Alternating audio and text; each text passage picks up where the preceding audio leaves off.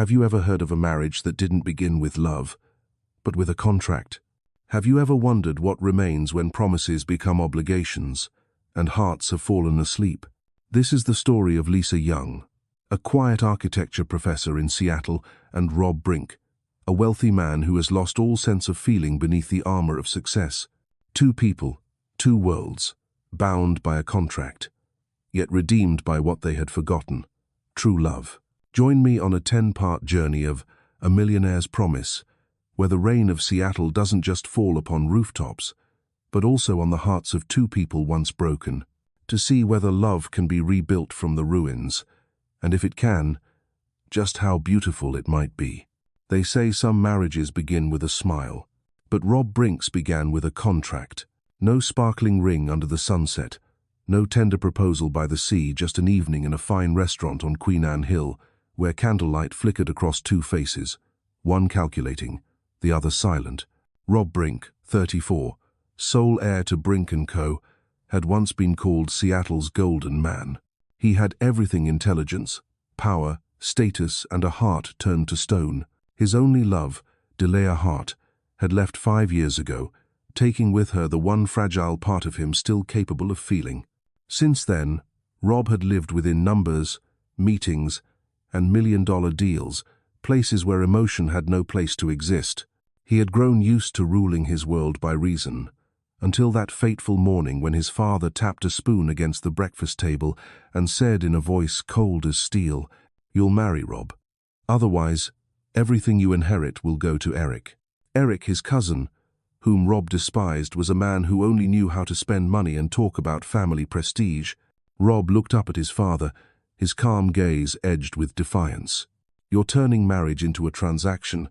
"It has always been a transaction, son," Richard Brink replied, pouring more coffee.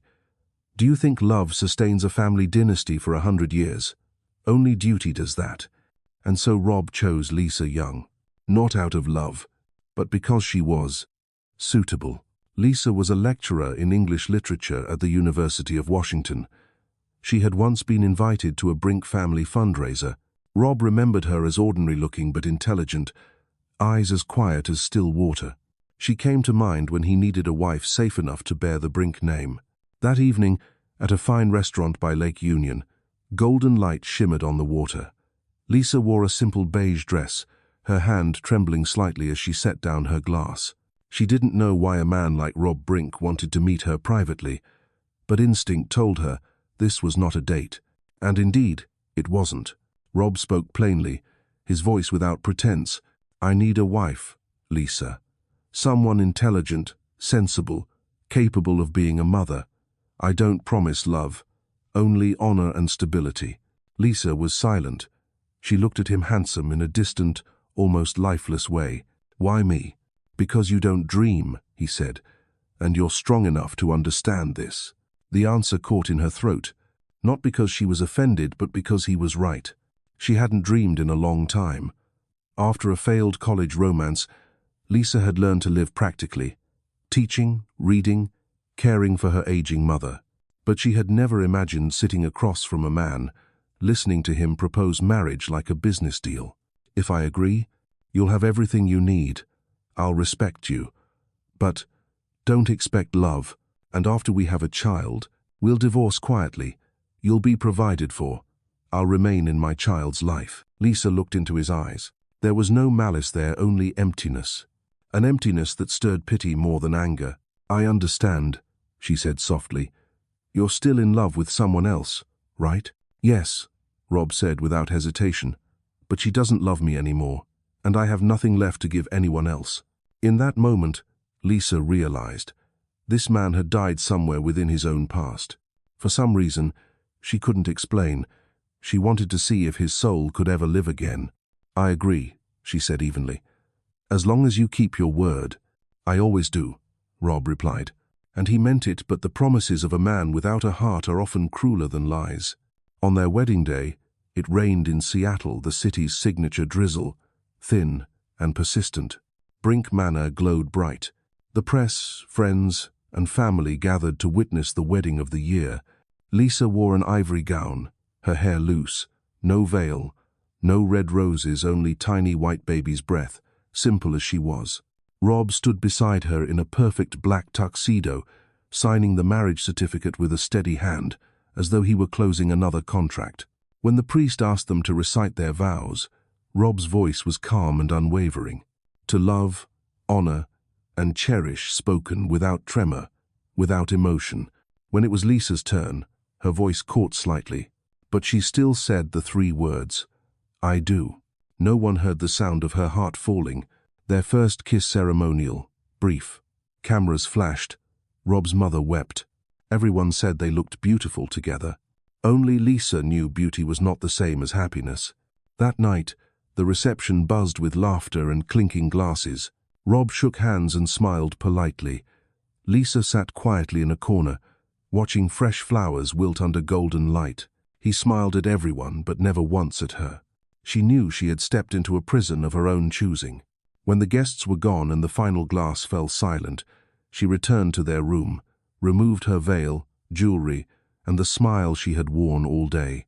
On the table sat a framed photo, 2 people smiling, looking truly happy. Lisa stared at it for a long time, then gently turned it face down. And that was the first night of a marriage signed with cold hands. The next morning, the rain still fell soft as the city's sigh. Lisa woke in a vast, glass-walled room, filled with grey Seattle light that felt cold to the bone. On the table, a small note. "I left early. Coffee's ready. No, good morning. No, did you sleep well?" Is just a message like one colleague leaving another. She read it, then placed it back down carefully, as if preserving the evidence of a half-remembered dream. The scent of coffee lingered in the kitchen, rich, dark, strong. Rob brewed it perfectly bitter and bold. She took a sip. It wasn't enjoyable. She didn't like it, but drank it all. Maybe that was her way of surviving in his world. On her first day as a Brink daughter-in-law, Lisa met her mother-in-law, Margaret, a graceful woman with kind lips and weary eyes. Margaret took her hand. "Welcome to the Brink family, dear. We don't talk much here, but don't be afraid." Lisa smiled, not saying that it was precisely that silence she feared most. Rob barely came home during the first week. When he did, he wore his suit, saying briefly, "There's a dinner with partners tomorrow." Lisa only nodded and asked what he'd like to eat. "Anything," he replied, the answer of a man indifferent to flavor, or the person asking. The days that followed fell into rhythm. She rose before the staff each morning, made coffee, and left it beside his car keys. She ate alone in the glass garden at noon, reading or preparing lectures. In the evenings, she taught, then returned to a house filled with the ticking of clocks and the sigh of wind through windows. At night, she dined alone. Days blurred together, emotionless copies of one another. Once, her mother called from Boston. "How is it, being married into a rich family?" Lisa smiled faintly. "It's lovely, Mom. Everything's perfect." And when she hung up, she realized sometimes lying was easier than explaining loneliness. In the third week, they finally shared a dinner, not because Rob wanted to, but because his mother insisted. They sat at a long table under soft candlelight, the clink of silverware the only sound. Rob asked about her work, politely. Lisa replied gently, asking about his project. Both knew it was a conversation between courteous strangers, not husband and wife. When dinner ended, Rob said, "Thanks for joining, Mother. You don't have to force yourself every week." "It's fine," she replied. "At least we're fulfilling our duties." He looked at her then, eyes softening slightly as if realizing he was bound to a stranger for life. "If there's anything you want, just tell me. I only want peace." Rob said nothing. He no longer knew what peace meant. That night, Lisa passed his study. The door was ajar. He sat at his desk, eyes on his laptop, a half-empty glass of wine beside him. On the table stood a small photo frame, not their wedding photo, but one of Delia Hart. She smiled radiantly, wearing a red dress Lisa had only seen in magazines. Lisa froze. He hadn't hidden it, perhaps, because, in their agreement, he owed her nothing. She quietly closed the door, returned to her room, lay on the cold, wide bed, and listened to the rain tapping against the window. She wondered, does love always begin with tears? Before sleeping, Lisa set her alarm an hour earlier. Tomorrow, she would wake and make his coffee again. Not out of duty, but for a reason she dared not name: hope. Autumn in Seattle fog lay thick over the city like a sheer curtain. From the second-floor window of Brink Manor, Lisa looked out over the garden below, where old pines faded in and out of the grey mist. The wind stirred a brass wind chime, its faint ring echoing loneliness. It was the 43rd morning since her wedding, and the 43rd morning Rob hadn't stayed for breakfast. The kitchen gleamed luxurious, cold, all marble and chrome. Lisa wore a loose sweater, her hair tied back carelessly. She poured herself a cup of coffee, added a spoonful of sugar, then made another, black, and placed it beside his car keys, exactly where he always left his wallet. A habit, a ritual, a silent good morning that was never answered. She didn't know when he left each day, only heard the engine start before dawn, then fade away. Each morning, she lived among echoes, the wind whispering through the hallways, the ticking clock, his footsteps receding every dawn, and her silence. Her mornings usually began with a walk around Green Lake, with earphones in, and soft jazz playing. When people asked, she said it was to stay healthy.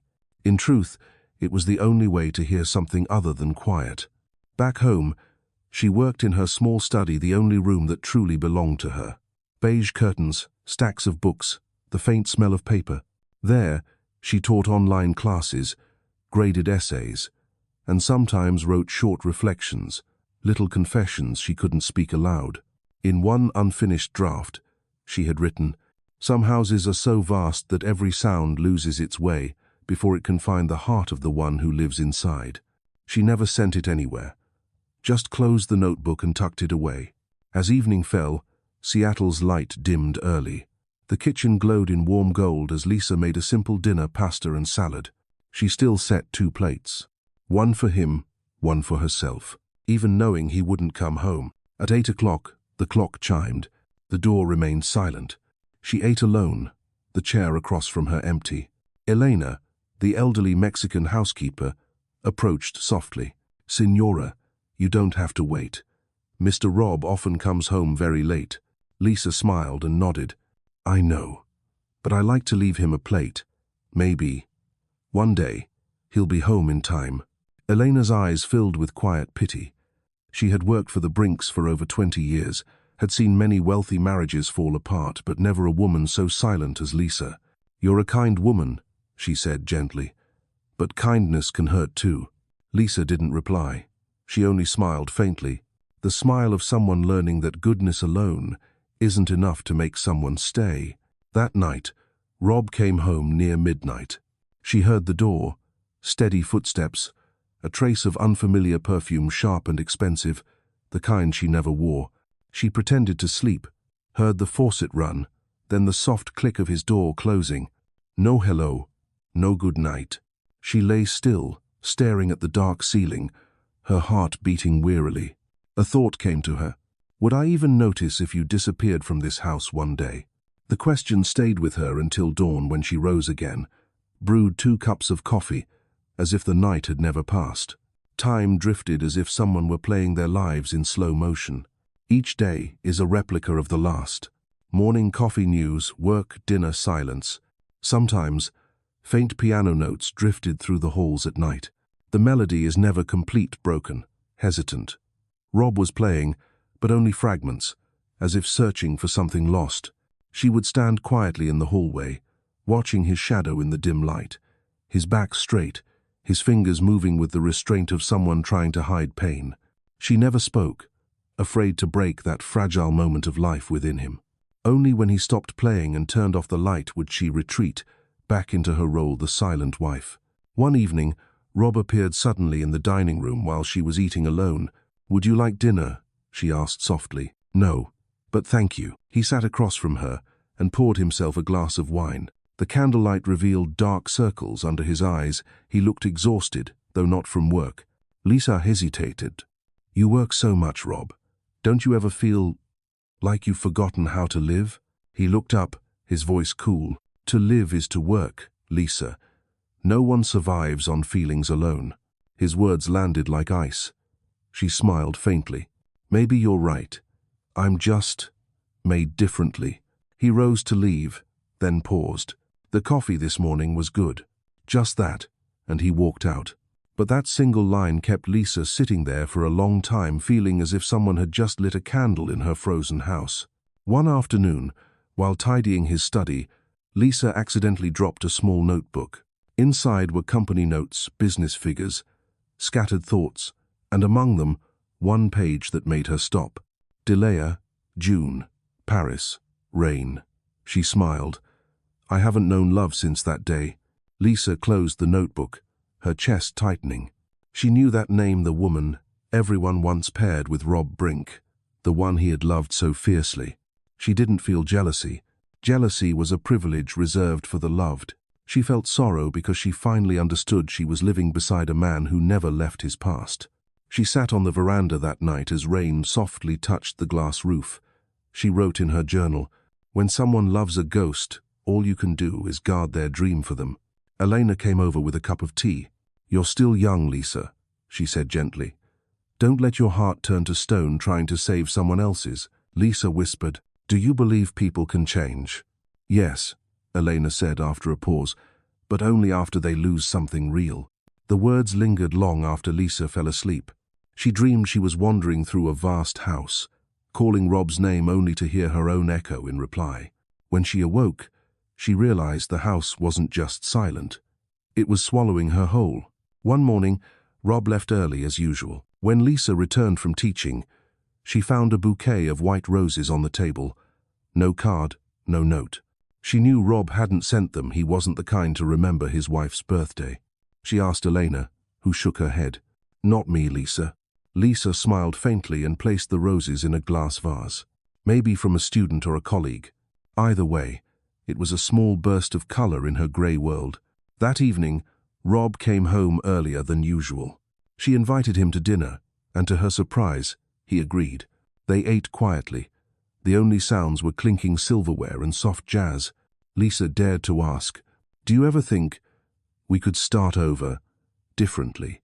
Rob looked at her for a long time. "Start over? From where?" "From where we are." He sighed. "Lisa, don't try to turn this marriage into a love story. It isn't one. You deserve better than this." "Maybe you're right," she said with a sad smile. "But at least I tried." That night, she couldn't sleep. The rain pattered on the glass roof, the wind sighed through the curtains, and her heart beat wearily like an old clock. "In the dark," Lisa whispered, "maybe love doesn't die loudly. Maybe it dies in silence day, night by night." And the next morning, she still woke, still brewed 2 cups of coffee. Only this time, she didn't add sugar. They say everyone has a ghost in their life, someone no longer there, yet still capable of making them tremble at the sound of their name. For Rob Brink, that ghost was Delea Hart. October in Seattle brought thin, cold rain.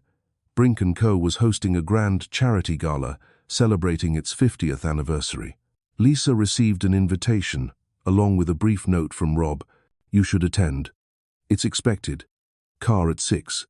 She nodded, as she always did whenever he spoke in that tone of obligation. She wore a navy silk gown, classic in style, her hair neatly pinned. In the mirror, she saw a composed woman, elegant, poised, ideally suited to be the CEO's wife. But deep in her eyes, there was only emptiness.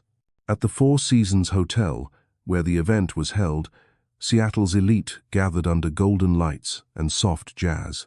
Lisa stood beside Rob, smiling politely and shaking hands. He introduced her evenly. "This is Lisa, my wife. Not Mrs. Brink, not my Lisa, just Lisa, courteous, but distant." She was used to it, until suddenly, Rob froze mid-step. His gaze stopped as if he'd just seen a ghost. Lisa turned. A woman had just entered Delea Hart, a red dress like flame in a room of muted tones. Her hair was loose, her smile was radiant, and her eyes were so confident that the crowd seemed to pause for her. Whispers rippled. "Delea Hart's back? She's launched her own fashion brand in LA. It's doing great." Asterisk. Lisa heard it all and noticed that Rob's eyes hadn't moved from her. She didn't need anyone to explain.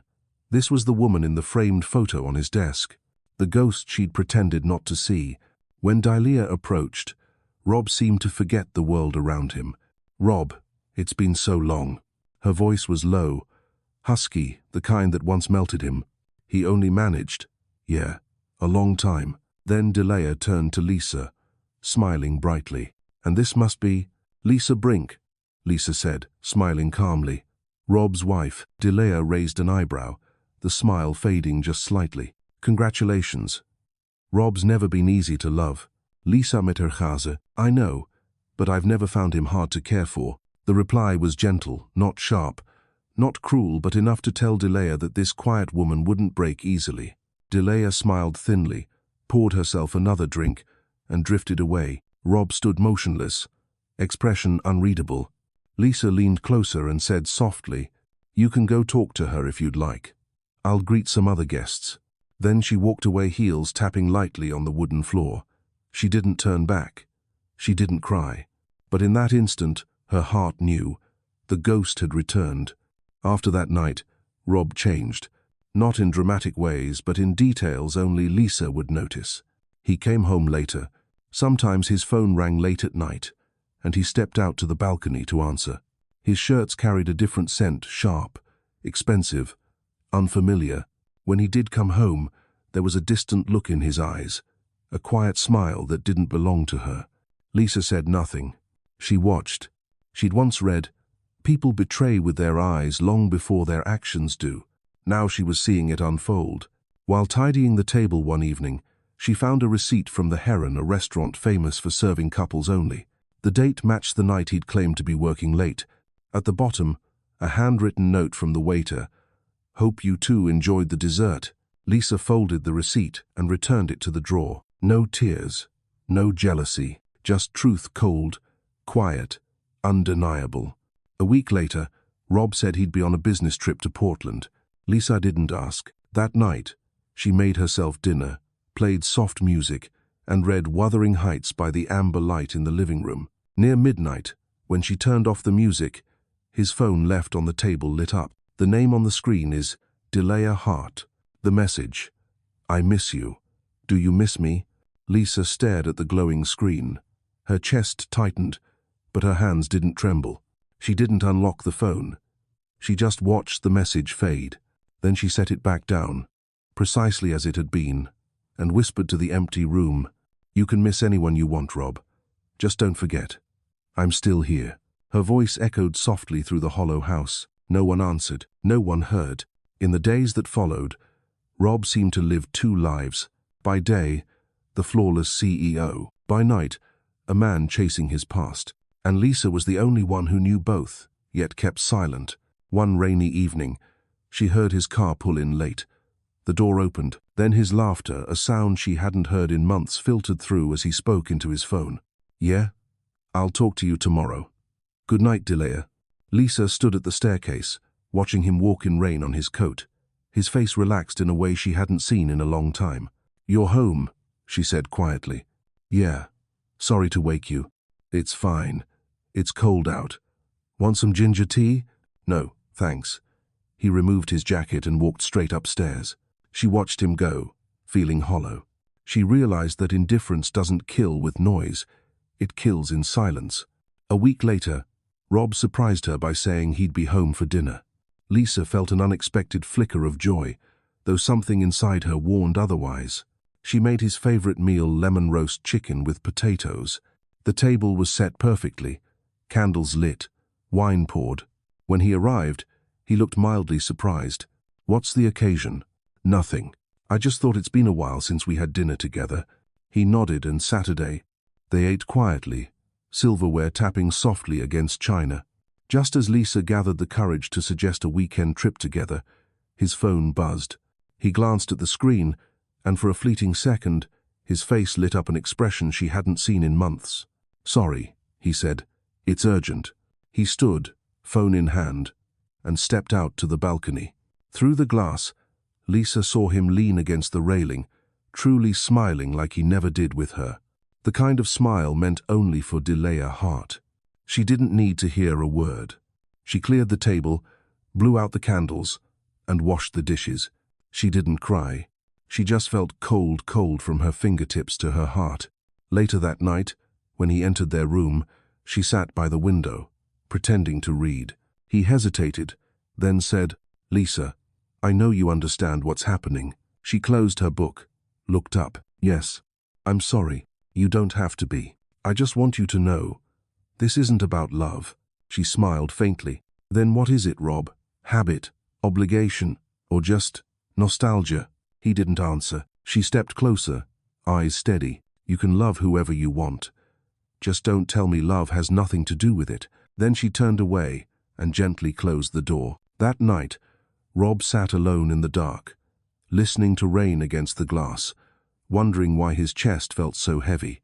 In the next room, Lisa lay awake, tears slipping silently onto her pillow as she whispered, "I don't need your love, Rob. I just need you not to kill what's left of my faith." The next morning, Lisa rose early. As always, she brewed coffee, but only one cup. His cup she left empty. It has not been forgotten. It was left that way on purpose. A small gesture, yet it was the first thing her broken heart had dared to say. November in Seattle meant endless rain, white and misty, as if the sky was trying to hide what no one wanted to see. Lisa stood by the bedroom window, a cup of ginger tea in hand, watching the droplets race down the glass. Since discovering Rob's affair, she hadn't confronted him once. Not out of fear, but because she knew some truths didn't need to be spoken to break her heart. But her body had started to change. Morning nausea, unshakable fatigue. At first, she blamed insomnia, stress, and the quiet that had pressed on her for too long. Until that Saturday morning in class, when the world suddenly tilted, her students rushed to steady her. "I'm fine," she murmured, her voice trembling. At the campus clinic, the nurse suggested gently, "Maybe you should take a pregnancy test, Professor." Lisa gave a faint smile. Pregnant? Impossible. Rob had barely touched her in months, yet some small, quiet part of her needed to be sure. That night, she came home. Rob was away on business, or with Delia. She no longer tried to tell the difference. The house was so still she could hear her own heartbeat. In the kitchen, she set the test on the counter and waited. Each second stretched endlessly. Then 2 red lines appeared. Clear, bold. She froze. Tears filled her eyes, unstoppable, not out of fear, but because something inside her was alive for the first time in months. Something small, but strong. Not Rob's, not Delia's, but hers, the one piece of this marriage worth keeping. The next morning, she went to the clinic. The doctor smiled, eyes warm. "Congratulations, Lisa. You're having twins." "Twins?" she repeated softly. "Yes, 2 heartbeats, both strong." Lisa stared at the screen, 2 tiny flickers pulsing like stars in the dark. She bit her lip, unable to speak. "You seem emotional," the doctor said kindly. "I didn't think I'd ever have someone to love again." Outside, Seattle was still raining, but inside her, a small light burned. She placed a hand over her stomach and whispered, "2 heartbeats, 2 little souls. I promise, no matter what, I'll protect you both." For the first time in months, she smiled, a smile trembling between tears and faith. She wanted to tell Rob, whatever he had done, he was still their father. She spent the afternoon preparing his favorite meal, setting the table, and arranging white roses. She chose a simple dress, dabbed on lipstick, and looked in the mirror. In her eyes flickered a fragile hope, like someone waiting for a miracle. 6 o'clock. 7. 8. The house stayed silent. Near 9, the sound of his car filled the driveway. The door opened. Rob walked in, suit damp, the familiar sharp scent of cologne clinging to him. "You're still up?" he asked, removing his watch. "I was waiting. I have something to tell you." He glanced at the dinner table and gave a short smile. "I already ate. With a client."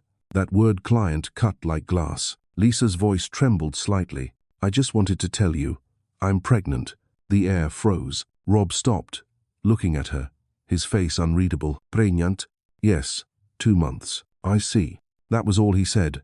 No embrace, no questions. He turned away, hanging his jacket, speaking in the tone of a boardroom meeting. "That's good. Everything's working out then. We'll have a child. It fits the plan." The plan.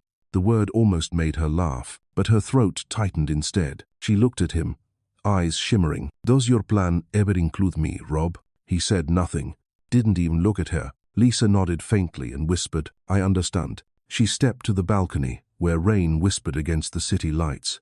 Seattle's skyline blurred like streaks of giant tears. She laid a hand on her belly and murmured, "It's okay, my loves. We'll be fine. Even if your father only knows how to love with his mind." That night, Lisa didn't cry. Tears couldn't fix anything anymore. She chose instead to live more slowly, care for herself, and teach less. In the mornings, she drank milk instead of coffee. She read to the babies at night, whispering as if they could already understand. "Noah, Grace, I believe you're God's gifts. Maybe he sent you to remind me that love still exists." Elena soon noticed something different. Lisa's face seemed brighter, even through fatigue. "Something good happened?" the housekeeper asked. Lisa smiled, resting a hand on her belly. "Don't tell anyone yet, Elena. I'm pregnant." The older woman's eyes filled with joy. "Oh, dear Lord, finally this house will hear a child's laughter." Lisa laughed softly. "I just hope that laughter will be enough to warm this house." Rob hardly noticed. He still left early, returned late. The only difference was the occasional envelope left on the table for baby things. No tenderness, no warmth, just the mechanical care of a man doing what was expected. One afternoon at the hospital, the doctor warned her gently, "You need to rest more, Lisa. Carrying twins is harder on the body." "I know," she smiled. "I'll try." Driving home, she passed a small park. A young couple stood under light rain, the father lifting their child high, the mother laughing beside them. The sight ached inside her. She wondered, "When my children ask, 'Where's Daddy?' what will I say?" That evening, a message appeared on her phone from an unknown number. Just one sentence, "He still loves me." No name, but Lisa knew. Gilea Hart. She stared at it for a long time, then deleted it. Some silences are the most elegant form of disdain. She'd begun painting the walls cream white in the nursery, hanging tiny cards with handwritten blessings. 2 teddy bears sat on the table. She placed her hand on one and whispered, "You'll have everything, my loves. I promise." One night, late in the month, Rob came home early and found her on the couch, eyes closed, hands over her belly. "You all right?" he asked. "I'm fine. Just tired. I'll call the doctor." "No need. Stay with me for a bit." He hesitated, then sat beside her. Silence wrapped around them. After a while, Lisa smiled faintly. "Do you feel that? They're kicking." Rob bent down, resting his hand on her stomach. A slight flutter pressed against his palm. His expression softened. "That's incredible," he said quietly. "Something alive. From us." "Yes," she whispered. "For the first time, I feel something in you come alive too." Her words stilled him. He looked at her messy hair, tired eyes, and pale face, glowing with quiet strength. He wanted to speak, but couldn't. They just sat there, listening to the rain. In that fragile stillness, amid all the ruins, 2 small heartbeats pulsed steady, defiant proof that hope could still exist, even when everything else was falling apart. Later that night, Rob went upstairs. Lisa stayed below, staring into the mirror. She saw herself a woman unloved, yet living for the purest love she'd ever known. She touched her belly, tears slipping as her lips curved in a smile. "Thank you for coming to me, my loves. Because of you, I'm not afraid of loneliness anymore." She turned off the lights and walked to her room. Outside, the rain still fell, but now it sounded less like sorrow and more like the rhythm of life itself. 2 small heartbeats, echoing within a mother learning to live again through her pain. That morning, Seattle's rain was heavier than usual, each drop striking the glass roof like a countdown to something inevitable. Lisa woke exhausted. 6 months pregnant, her back ached, her feet were swollen, and sleepless nights strung together like an unbroken thread. Rob still left early for work. He rarely stayed at the manor anymore, always with the same excuse, the Portland project. But Lisa knew there was no Portland project on his schedule. She didn't blame him. She simply no longer had the strength to be disappointed. All she wanted was peace for the 2 small lives inside her. A wave of dizziness hit as she rose to make the bed that morning. She clutched the nightstand, gasping for breath. Elena ran in, panicked. "Lisa, what's wrong?" "I'm fine, just a little lightheaded." She tried to smile, to steady herself. But the world blurred, darkened, and vanished.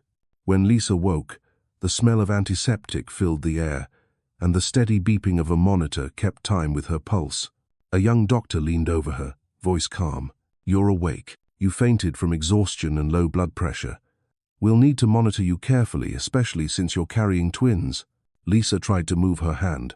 "And the babies?" "They're fine, 2 strong heartbeats. But you need complete rest. Any more strain could be dangerous." Lisa closed her eyes, tears slipping down not from fear but relief. The 2 small hearts were still beating. Outside in the hall, Elena clutched her phone with shaking hands. "Mr. Rob, it's Lisa," she fainted. "She's at Seattle Grace. The doctor says she needs strict rest." There was a brief silence before Rob's voice came through. "I'll be there." His tone carried no panic, no urgency, just the practiced composure of someone used to bad news, someone who knew the proper response was to show up. At a riverside restaurant across town, Delia sat across from Rob, wearing a crimson dress like the one she'd worn the night they reunited. Candlelight glimmered on her glass of wine. "You still wear that ring," she said softly. "It doesn't mean anything," he replied. "Then why haven't you taken it off?" Rob didn't answer. His phone buzzed. He glanced at the screen, frowning slightly. "Who is it?" Delia asked. "Family." He stood up. "You're leaving?" "Lisa's in the hospital." "Her again?" Delia sighed. "Rob, you can pretend to love her all you want, but can't unmake who you are." "I'm not pretending." He met her eyes.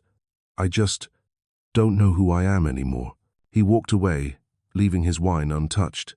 Delia watched him go, her expression flickering between anger and fear, like someone who'd just dropped the thing she thought she owned. Seattle Grace was sterile and still under the winter light. Rob entered the room and froze. Lisa lay pale and fragile, an IV line in her arm, her hair undone against the pillow. For the first time in years, something inside his chest tightened. She no longer looked like the calm, composed woman he knew, just small, delicate, breakable. The doctor approached, voice firm. "Mr. Brink, your wife is weak. Carrying twins puts a strain on the heart. But what's more concerning is her stress level. If it continues, she risks premature labor or worse." The words landed like blows. "Stress? From what?" Rob asked quietly. "I think that's a question you should answer yourself." When the doctor left, Rob sat down beside her bed. Lisa opened her eyes, her voice barely a whisper. "You're here." "Yes. I'm sorry. I was late." "It's fine. I'm fine. The babies are fine. The doctor says you need rest." "Did they also tell you to come home more often?" she said, smiling faintly. The quiet remark hit him like a punch. "Lisa," he sighed. "I don't know what to say." "Then don't. Stay a while." He took her hand. Her skin was cold. And in that moment, something strange rose inside him, fear. Not for his reputation, not even the children, but for her. For the first time, he realized she could truly leave him. He sat still, listening to the twin rhythms on the monitor, their baby's heartbeats, steady and strong. Each beat felt like a call, pulling him back to life. Rob Brink felt tears burn his eyes for the first time in years. Lisa stayed in the hospital for over a week. Rob came every day. No laptop, no phone. He sat by her bed reading, pouring water, silent. When she woke, he smiled.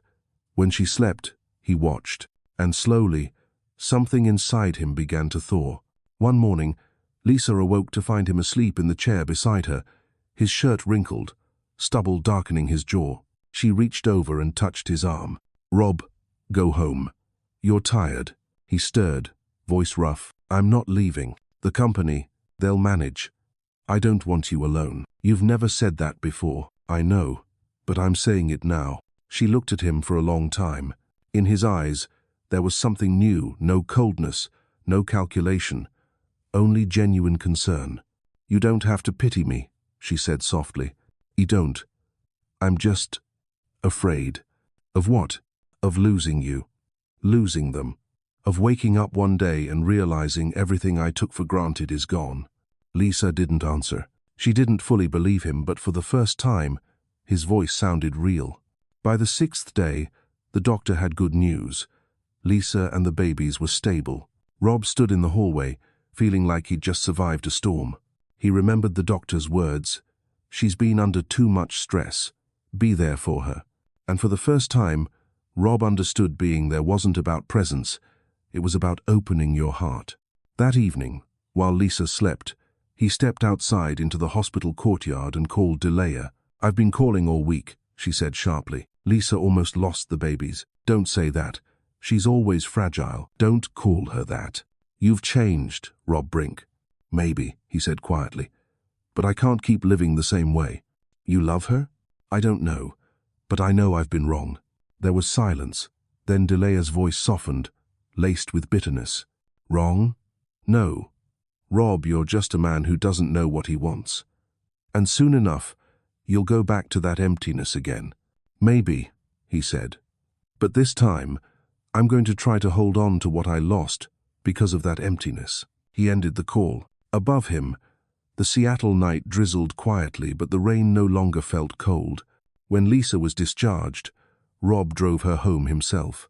Elena opened the door, tears glimmering as she saw them enter together. The house was the same, but the air felt different. Warmer. Rob helped Lisa to the sofa and said softly, "I think it's time I learned how to be a husband for real." She smiled faintly. "You don't have to promise. Just do it." "I will," he said, and for the first time, he meant it. When she drifted to sleep, Rob watched her belly round, her breathing even. He whispered, "I'm sorry you had to fight alone. From now on, we'll fight together." Late that night, Rob sat alone in the living room. On the table lay an old photo frame, their wedding picture, which Lisa had turned face down months ago. He lifted it, wiped off the dust, and set it upright.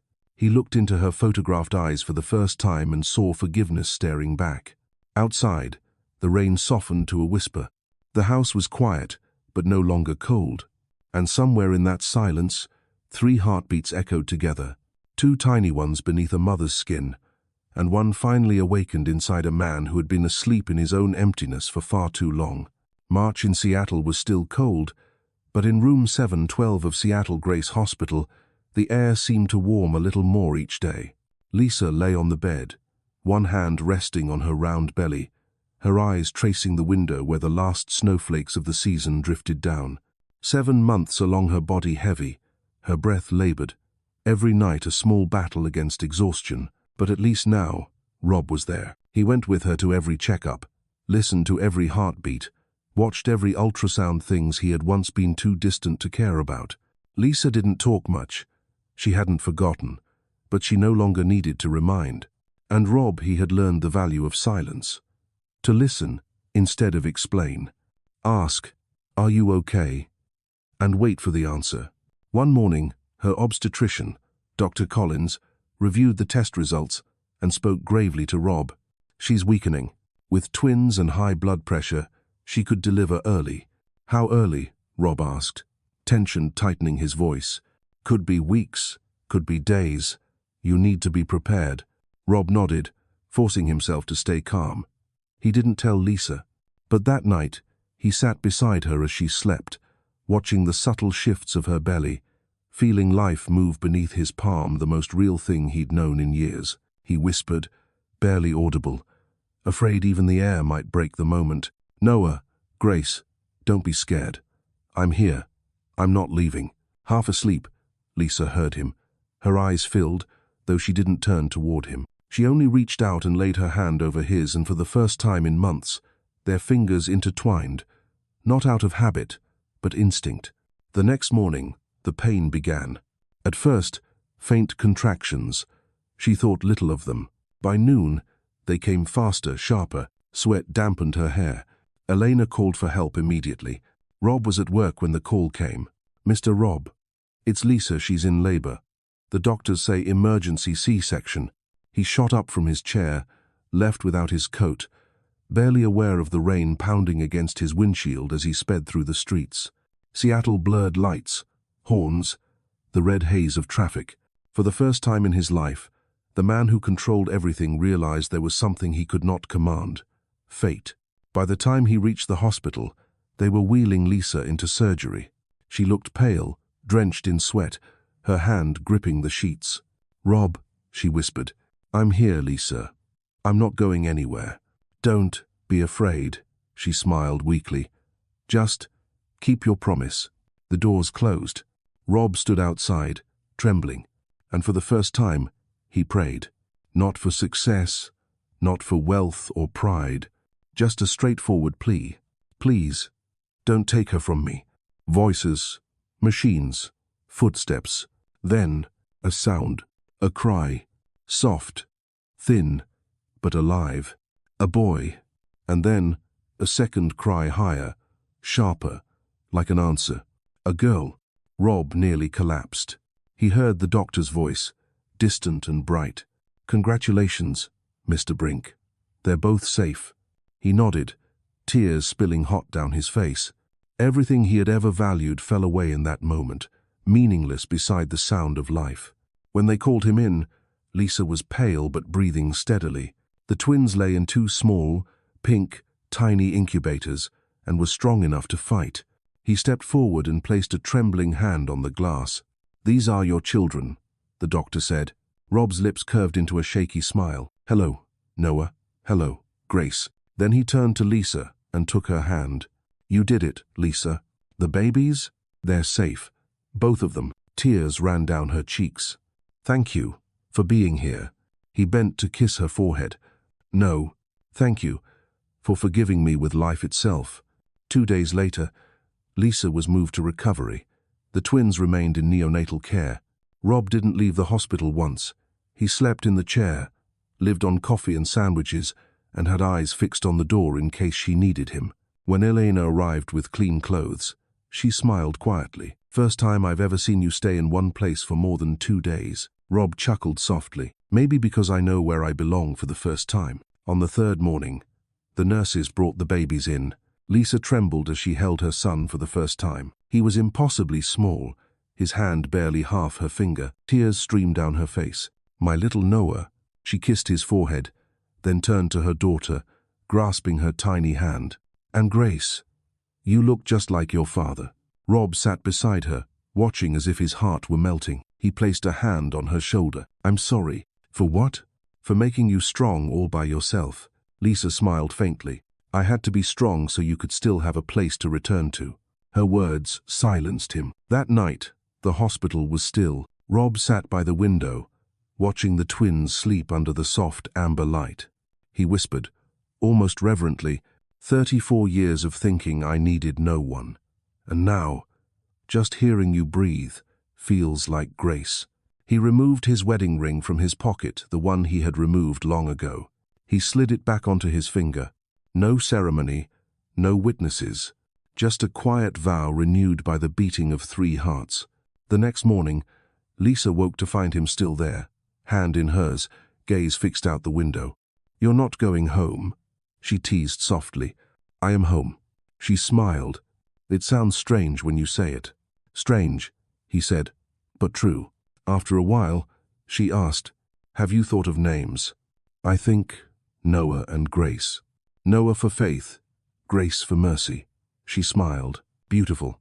2 names for 2 miracles." Outside, Seattle's rain still fell, but the sky seemed lighter. "Do you hear it?" she asked softly. "The rain sounds different today." "How?" "Like a heartbeat." He looked at her, his expression tender. Then he took her hand and lowered his head. "Thank you for giving me a second chance." Lisa smiled through tears. "You don't have it yet, Rob. A chance has to be earned." He nodded, voice trembling. "Then I'll earn it with whatever's left of my life." That afternoon, she was allowed into the small hospital garden. Rob wheeled her out beneath the rare patch of sunlight. She cradled the twins, looked up at him. "Do you realize these 2 saved us?" "I do," he said quietly. "They weren't just born. They brought me back to life." Lisa smiled. The babies slept soundly, lips curling in tiny dreams, and Rob, for the first time in years, felt peace. That night, as Lisa drifted off holding both children, Rob sat beside the bed, writing in his notebook, the one once filled with numbers and deals. Now, only one line filled the page. Noah and Grace, the two small lights that led me out of darkness. He closed it gently, kissed the twins' foreheads, then Lisa's hand. Sleep well, my three angels. Outside, the rain kept falling, but it no longer sounded cold. It sounded like a beginning. 2 weeks after giving birth, Lisa was finally home. Seattle was still damp with spring rain, but sunlight slipped through the tall windows of the Brink estate, warming the house that had once felt lifeless. For the first time, babies' cries filled those halls, not echoes of emptiness anymore, but the pulse of life itself. Rob held Noah, and Lisa cradled Grace. Elena stood nearby, tears glimmering as her hands trembled. 20 years working in this house, she whispered, and today's the first time I've heard a baby cry here. Lisa smiled.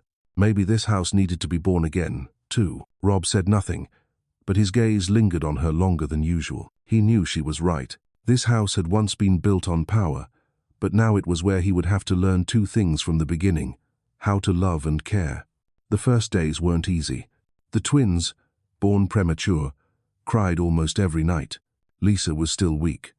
Rob, clumsy and unsure, stumbled through every task. The first time he tried to change a diaper, he spilled milk all over his shirt, and Noah burst into wails. Lisa couldn't help laughing, the first laugh he'd heard from her in months. "Let me do it," she said. "No, I need to learn."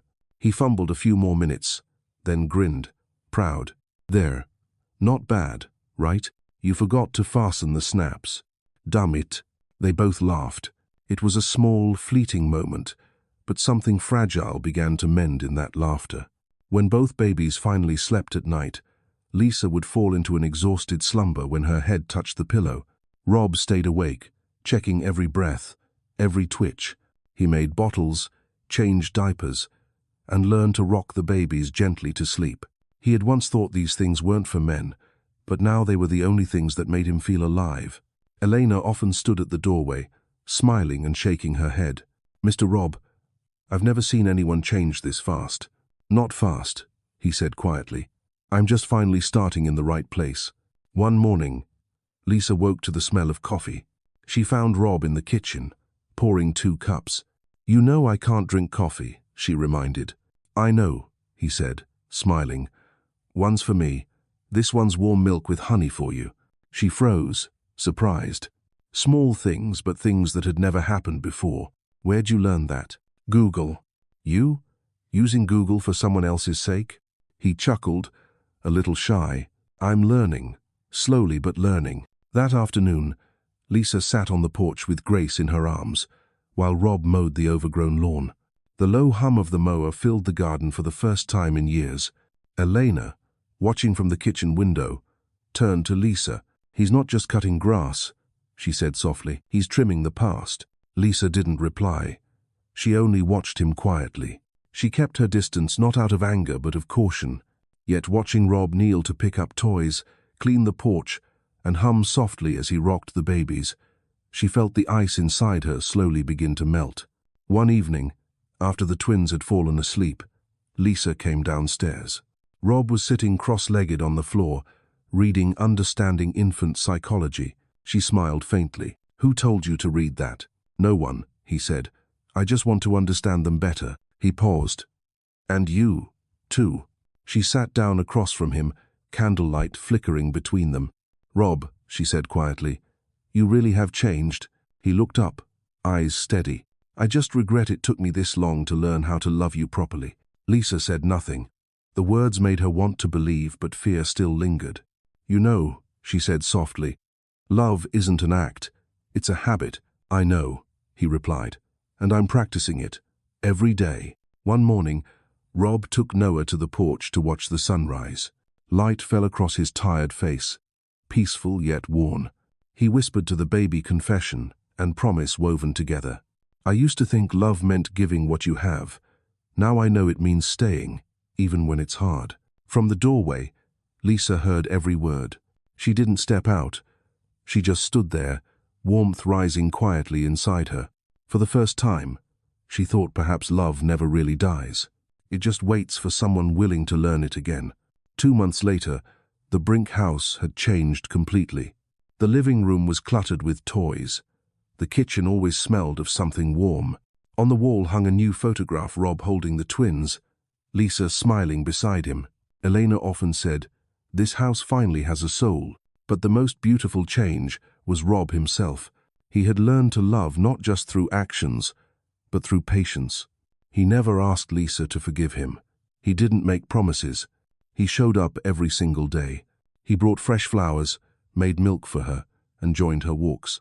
He listened, learned to read her silence instead of her words. One night, Lisa told him quietly, "I still can't trust completely." "You don't have to," Rob said.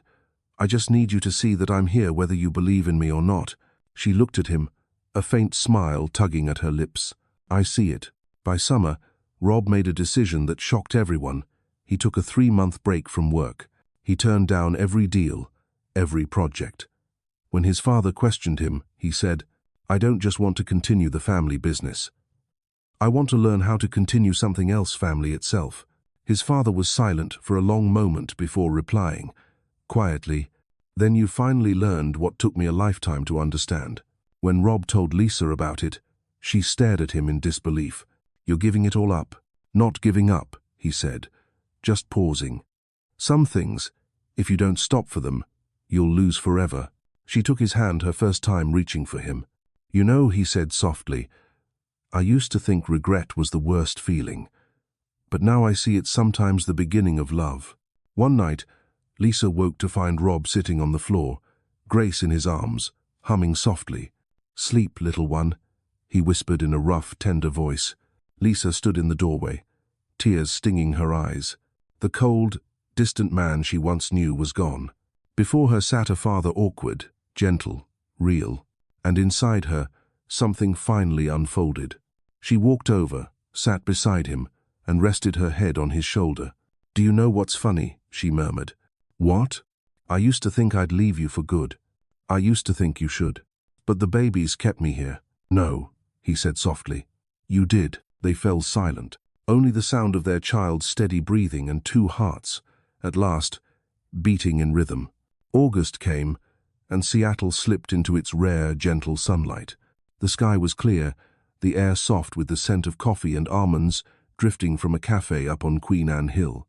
Lisa sat on the porch, hands wrapped around a cup of tea, eyes on the twins asleep in their pram beneath the tree's shadow. Rob had gone out for a short meeting. He kept his promise. He stayed home most of the time, only leaving when work required him. Their lives, at least from the outside, looked peaceful now. Mornings, Rob cooked breakfast. Afternoons, they read together. Nights, they took turns soothing the babies. Elena often said, "You two look like you never had a past." Lisa would only smile because she knew better. The past never disappeared. It sat quietly in the corner, waiting for a small gust strong enough to stir it awake. One afternoon, while cleaning the study, Lisa found a small wooden box Rob had left behind. Inside were some old photos, a few papers, and a letter. The paper had yellowed. The ink faded. At the top corner was a name, Delia Hart. Lisa stared at it for a long while. She didn't open it right away. She placed it on the table instead. That night, when the house was silent, she sat alone in the reading room and unfolded the letter. "Rob, if you're reading this, you've already left. I'm not angry. We've always been that way, coming and going, never staying. I want you to know, my only regret is that you never learned to love the right way. Maybe that woman Lisa will teach you. Don't let her disappear the way I did." Lisa read it again and again. Each word cut deep, but the wound no longer bled. She only felt tired and sad. Sadly, both women in Rob's life have been forced to teach him the same lesson. When Rob came home the next morning, Lisa was in the garden. The letter lay on the table beside her. He froze when he saw it. "Where did you find that?" "In your desk," she said softly. "I forgot it was still there." "I know," she replied. "And I also know you don't want to keep it anymore." "Lisa, it's all right. I read it. I'm sorry." "You don't have to be." She said what I've wanted to say for a long time. "What's that?" "That love isn't about keeping someone beside you, it's about having the courage to change for them." Rob looked at her, pain flickering in his eyes. I've been trying to change. I know, she said gently, but sometimes change isn't enough to erase the wound. It only teaches us how to live with it. She stood and walked toward the garden pond. The morning light touched her shoulders, delicate, calm, and distant. I'm going away for a few days, she said. Where? Boston, to visit my mother. I need to think. Can I come with you? No, I need to go alone. He didn't try to stop her. He only asked quietly, will you come back? Lisa gave a small, sad smile. I don't know. But if I do, it'll be because I want to, not because I owe it to you.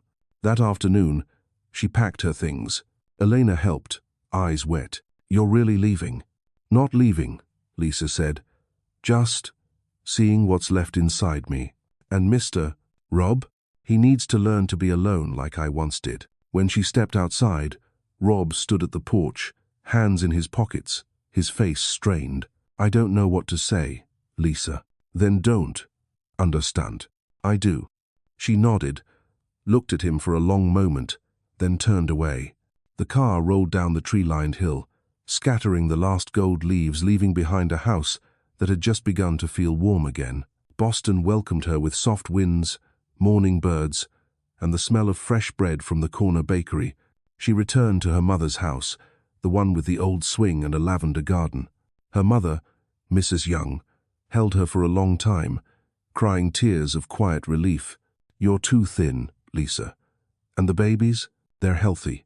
I left them with Rob. You trust him? I don't, Lisa said.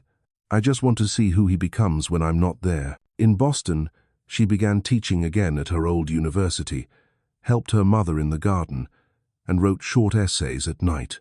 She slept deeply, smiled more, and slowly, her heart began to steady.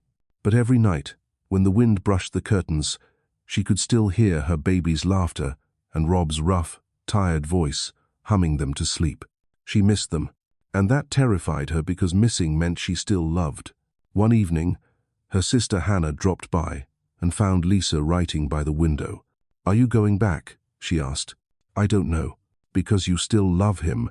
Lisa said nothing. Hannah sat down beside her, speaking softly but firmly. Love doesn't always mean staying. Sometimes leaving is how you keep yourself whole. Lisa looked down. I'm not sure there's anything whole left to keep.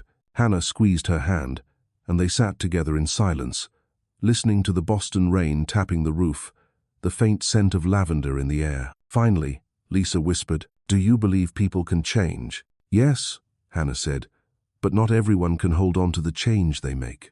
Back in Seattle, Rob lived alone with the twins. He learned to wake early, to make bottles, to bathe them. He worked less and came home early. Elena still helped, but Rob insisted on doing most of it himself. He read Goodnight Moon each night, then silently sat by the window. Everything he once wanted, money, success, control, had quieted. And in that silence, he found his punishment, to live inside the echo of the love he had broken. One evening, he opened his email and saw a message from Lisa. Mother and I are fine. How are the twins? When I left, I didn't want promises. I want to know, are you living as the man I once believed you could be? He read it slowly, then typed back. The twins are well. I don't know who I am anymore. But since you left, I haven't stopped trying to be better, not because I hope you'll return, but because it's the only way I can look at our children and not feel ashamed. He hit send, then he sat there all night, the screen's glow faint on his face, waiting though he couldn't name what he was waiting for. A week later, Lisa received a small package from Seattle. Inside was a photo. Rob holding the twins, both laughing. On the back, in his handwriting, were a few words. Noah just said, Mom. Grace smiled for the first time. You said love was a habit. I'm still practicing every day. Lisa folded the photo gently and pressed it to her chest. Tears slipped down, but this time, they didn't sting. They felt warm. She understood then forgiveness wasn't forgetting. Forgiveness was looking back without trembling. And perhaps, at last, she was ready to go home. Not for him, but for her own heart. Autumn returned to Seattle. The city was gold again, streets buried under fallen leaves, misty mornings, and warm coffee drifting from little hillside cafes. It had been more than 3 months since Lisa left. Life in Boston had become gentle mornings teaching, afternoons writing, evenings reading aloud to her mother. Yet no matter how peaceful it was, every time she looked out the window, she felt a slight hollow inside her, a space only the rain of Seattle could fill. One morning, she opened her phone to find a new photo from Rob. Noah was standing on shaky legs beside the table, smiling with 2 tiny teeth. Grace lay on the carpet, clutching the teddy bear Lisa once bought. Beneath the photo was a short message. Grace said her first word, "Mom." Lisa sat frozen, tears welling without reason. It didn't hurt anymore. It was simply real, as if someone had just spoken aloud the piece of love inside her that never died. She closed the phone and looked out the window. The Boston sky was gray like the day she had left Seattle, and she knew it was time to go back, not to rebuild a marriage, but to see whether love, after the storm, still had a place to live. When the plane landed at SeaTac, the rain was light. Seattle hadn't changed: mist, wind, and familiar streets. Lisa took a taxi up Queen Anne Hill to the Brink house by the lake. The iron gate creaked open. Eleanor came running out, crying outright the moment she saw her. "Lisa, oh my Lord, you're home." Lisa hugged her, smiling through tears. "I promised, didn't I?" Then came the sound of little feet. The twins were wheeled out, bigger now, crawling, babbling. Noah saw her first, his mouth breaking into a grin. "Mom, Mom." Grace giggled, stretching her arms to be held. Lisa dropped to her knees and gathered them both. She pressed her cheek to their hair, breathing in the scent of milk, powder, and all the time she'd missed. Her tears fell, but they were tears of release. Rob was nowhere in sight. Elena whispered, "He's in the back garden, fixing the old swing." Lisa followed the path past the maple trees. At the far end, Rob was sitting, sleeves rolled up, sanding the wooden swing he'd once promised to repaint. He didn't hear her footsteps, not until she spoke softly. "You still remember that promise?" He turned, startled. Their eyes met no bitterness, only a quiet gentleness. "Lisa," his voice broke, "you're back." "I am." I didn't believe it. "Believe it. I'm done running." He stood frozen, afraid to move, as if one wrong breath would shatter the dream. "I thought I'd have to wait forever," he murmured. "No one waits forever," she said. "If they truly learn to change." They stood in silence. Rain began to fall, soft, steady drops. Rob took off his jacket and draped it over her shoulders, an old gesture that somehow felt new. "Are you cold?" "No," she said. "I just feel home." That evening, after the twins had fallen asleep, Lisa wandered through the house. Everything looked different. Crayon drawings taped to the walls, family photos lining the shelves. One picture caught her off guard: Rob, holding the twins, smiling and truly smiling. She stood staring at it for a long time. He came up beside her quietly. She asked, barely above a whisper, "Have you kept your habit of loving?" "I'm still practicing," he said. "Every morning, I wake up, see the twins, think of you, and I remember that love means not letting a single day pass without gratitude." Lisa turned to him, her eyes soft. "Then I'll stay to see how long you can keep that habit." He smiled, an honest smile, unguarded. "For a lifetime, if you'll let me." That night, she couldn't sleep. She stepped out to the balcony, listening to the rain on the glass roof. Rob joined her, carrying 2 cups of tea. They sat side by side, saying nothing, just breathing in the rhythm of the rain. After a while, she asked quietly, "Do you know why I came back? For the kids?" "No. See if you'd still love me if I weren't someone to pity." "And do you know now?" "Not yet," she said, smiling faintly. "But I'm willing to believe." Rob placed his hand over hers, gripping gently. "I'm not asking for forgiveness," he whispered, "only for the chance to walk beside you." "To where?" "Through whatever's left of our lives, rain or shine." Lisa rested her head on his shoulder. Outside, the rain fell softly. Noah stirred in his sleep, murmuring. She closed her eyes and smiled, not because everything was perfect, but because pain no longer frightened her. Days passed, and life found a new rhythm: quiet, steady, warm. Lisa returned to teaching and started writing again for a literary journal. Rob worked part-time, spending most of his days with the twins. They rarely spoke of the past, as if they knew some scars are more beautiful when left untouched.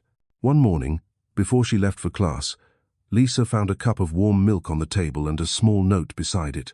"I don't know if every day counts as a new chance, but I know I won't waste another one." She smiled, the warmth of the tea rising like something light inside her chest. That evening, they took Noah and Grace to Kerry Park, where the city stretched beneath the sunset, Space Needle glowing gold. Rob brought his camera. He snapped photos of Lisa laughing, the twins playing, and finally of all four together. On the screen, the light painted them in amber, soft, imperfect, genuine. "I think this one's the best," Rob said. "Why?" "Because, for the first time, none of us is pretending." Lisa laughed, eyes glistening. "Maybe because we've finally learned to love without needing to be perfect." That night, the house was quiet except for the patter of rain. Lisa sat at her desk, finishing the last lines of the essay she'd been writing for months. She wrote, "Forgiveness isn't erasing pain, it's learning to live with it without letting it hurt you anymore. And when someone returns not out of guilt, but out of the desire to keep living beside you, that's when love truly begins." She set the pen down and looked up. Rob was standing in the doorway, hands in his pockets, smiling softly. "Finished?" "Yes," she said. "Finally found the ending." "What's the ending?" "There isn't one," she whispered. "Only continuation." He walked over and bent to kiss her forehead. "Then let me help write what comes next." She smiled, leaning into him. Outside, the Seattle rain drummed a slow, tender rhythm, the sound of two hearts steady at last, and a love that had survived the storm. A year after Lisa came home, Seattle still rained the same way, but inside the little house on Queen Anne Hill, the rain no longer made anyone sad. Laughter echoed through the hallways. Grace toddled about, clutching her worn-out teddy bear. Noah sat on the floor coloring, humming, and smearing paint across his shirt. Lisa sat at the table, reading the first printed copy of her new book, The Architecture of Beginnings. The title was Rob's idea.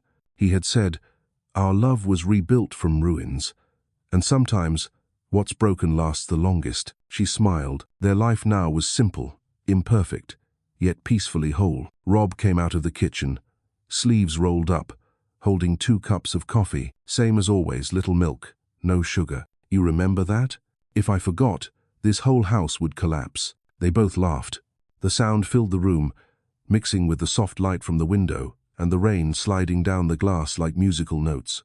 On the wall hung recent photos, Lisa holding Grace at Kerry Park, Rob carrying Noah on his shoulders, and both smiling, truly smiling. Lisa ran her fingers along the frames, as though touching a life they had once lost and somehow found again. That afternoon, they went to the park together. Seattle glowed gold under the autumn sun. The breeze wove through maple leaves. Rob brought his camera, snapping pictures as Lisa turned her face toward the light. "Smile," he said. "I am. No smile like the first time you made me fall in love. You remember that?" "No, but I want to have it again for real." She laughed, light as sunlight. He captured the moment, their last photo of the season, standing side by side with 2 small hands in theirs, all 4 of them facing the light. No vow, no promises, just this quiet and true. That night, the house glowed soft and golden. The twins were asleep, their breathing steady like the rhythm of rain outside. Lisa sat by her desk, writing the final lines in her notebook. "We began with a contract. We lived through silence. We broke apart through betrayal. But then we learned to love again. Not from happiness, but from ruin. And perhaps only when a heart is shattered can it truly cherish the sound of its own beating once more." She set down her pen. Footsteps sounded behind her. Rob walked in, hair still damp from bathing the kids, 2 cups of tea in hand. "You still haven't quit bringing me tea at night." "No, it's my way of saying sorry every day. You don't have to keep apologizing." "I know, but I need to remember." They sat together in silence. The rain whispered against the glass, and the steam from their tea rose, warm between them. After a long while, Rob asked, "If you could return to the day we signed the marriage papers, would you sign again?" Lisa looked at him, her gaze soft as morning mist. "No, I'd sign your palm instead to remind you love doesn't need paper. It just needs two people who keep their word." He smiled, took her hand, and kissed the spot where her pulse fluttered. "Then let me sign again this time, with my heart." She rested her head on his shoulder. Outside, the rain fell softly, lavender from the garden drifting through the air. Lisa closed her eyes and whispered, "Do you know why I stayed? For the kids? No, because I finally learned to forgive myself." He tightened his hold on her hand. "Thank you, Lisa. Thank you for teaching me how to love." She smiled gentle as the first morning after a long storm. In the corner, Noah stirred, and Grace sighed in her sleep, and the two of them sat quietly, knowing they had traveled an extended, rough circle only to return to where it all began, but this time with hearts that finally knew how to love. If you've listened this far, thank you for journeying with me through all 10 parts of A Millionaire's Promise. This story isn't just about love, it's about healing, about forgiving others and yourself. And if you've ever walked through your own rain like Lisa, or lost and found yourself again like Rob, leave a comment, share what you felt, and don't forget to subscribe to keep hearing these American love stories, quiet, tender, and real, down to every heartbeat, because who knows, the next story might just be yours. Time.